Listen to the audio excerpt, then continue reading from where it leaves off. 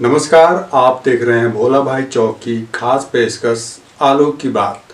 आलोक की बात में आज मैं आपसे देवों के देव महादेव यानी बाबा विश्वनाथ के बारे में बात करने जा रहा हूं।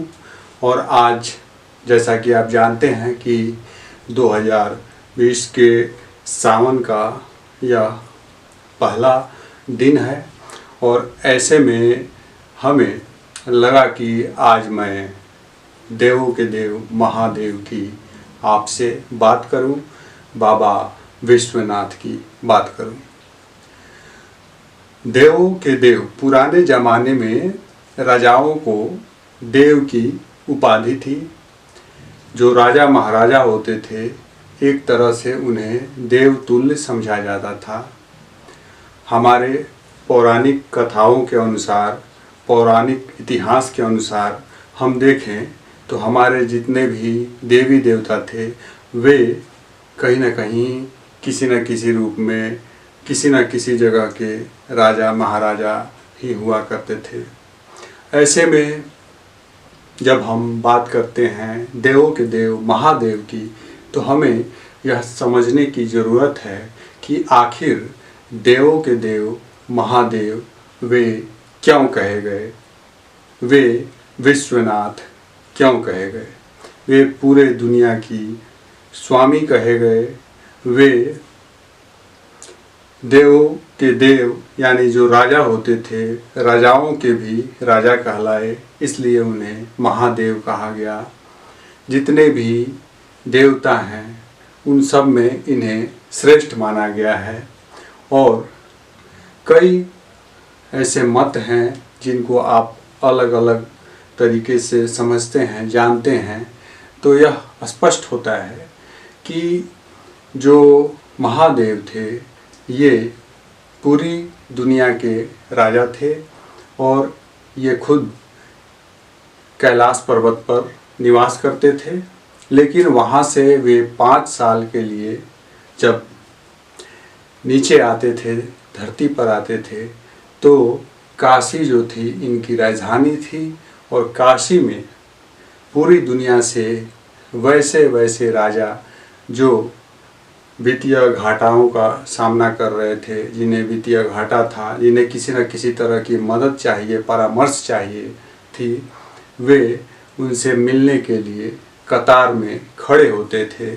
इसलिए उन्हें देवों का देव महादेव कहा गया। वे खुद अपने लिए कम से कम संसाधन का उपभोग करते थे, लेकिन वे पूरी दुनिया के लिए, सबके लिए एक समानता चाहते थे। वो सबको समान नज़र से देखते थे। इसलिए वे खास करके जो भारतीय परंपरा है, सभ्यता, संस्कृति है, इसमें आज भी आदरणीय है, क्योंकि कहीं ना कहीं अपने पूर्वजों के इतिहास को संभाल कर रखना ही हम सब भारतीय सभ्यता संस्कृति की पहचान है।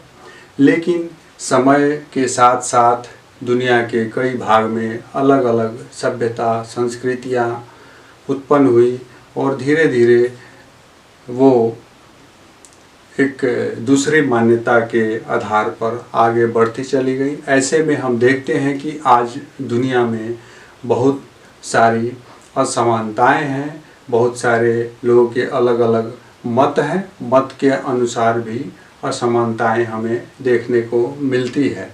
लेकिन कहीं ना कहीं जब हम बात करते हैं देवों की, किसी न किसी धर्म के जो प्रवर्तक थे उनकी, तो उन सब के प्रति कहीं ना कहीं पूरी दुनिया में एक आदर की भावना भी होती है।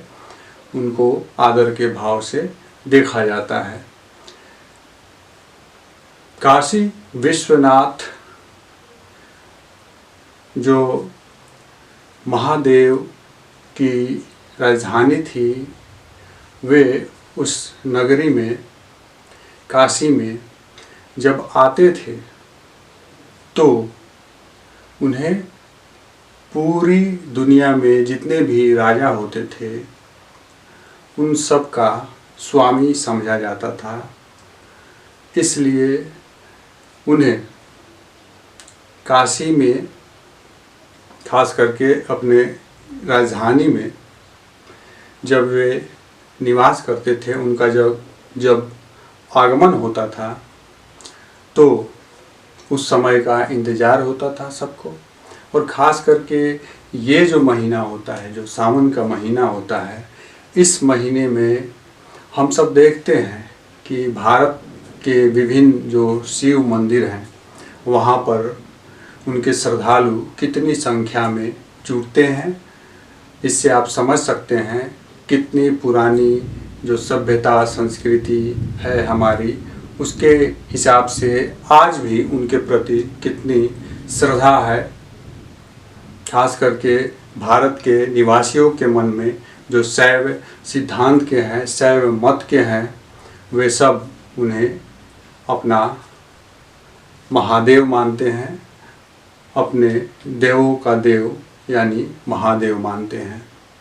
आज के इस एपिसोड में इतना ही। कल के एपिसोड में हम बात करेंगे गणेश जी के बारे में, महर्षि व्यास के बारे में और भगवान श्री कृष्ण के बारे में। और देखते रहिए भोला भाई चौक। नमस्कार। आप देख रहे हैं भोला भाई चौक। अगर आपको ये वीडियो पसंद आई तो लाइक करें, कमेंट करें और शेयर करना भी न भूलें। और हाँ, अगर आपने अभी तक हमारे चैनल भोला भाई चौक को सब्सक्राइब नहीं किया है तो इस चैनल को सब्सक्राइब करने के साथ ही नोटिफिकेशन बेल आइकन यानी घंटी भी दबा दें, ताकि जब भी कोई वीडियो अपलोड हो तो उसकी सूचना भी आप तक पहुंचती रहे। धन्यवाद। देखते रहिए भोला भाई चौक।